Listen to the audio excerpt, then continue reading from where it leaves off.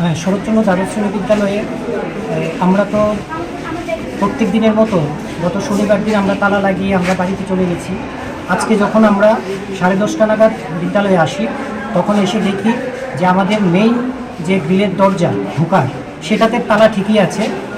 তারপর group D ঢোকার পরে দেখে যে সাইডের যে গ্রিলের রেলিংগুলি আছে সেগুলি ভেঙে কিছু সংখ্যক কতজন তো আমরা বলতে পারছি না, চোর ভিতরে প্রবেশ করেছে এবং প্রবেশ করে আমাদের বিভিন্ন অফিস রুম থেকে শুরু করে HM রুম থেকে শুরু করে সমস্ত রুমের প্রায় 10 থেকে 12টা আলমিরা পুরোপুরি ভেঙে ফেলে এবং লকারগুলি থেকে বেশ কিছু টাকা ওরা নিয়ে চলে যায়। অন্যান্য জিনিসে হাত দেয়নি, বিদ্যালয়ে ল্যাপটপ ছিল, ল্যাপটপগুলিতেও হাত দেয়নি, শুধুমাত্র টাকাগুলি নিয়ে গেছে। ভর্তির টাকা এবং স্কুলে কিছু ছিল, পাশাপাশি আনুষঙ্গিক অন্যান্য ফান্ডে কিছু টাকাও ছিল। ঠিক আছে, কীরকম হতে পারে আনুমানিক?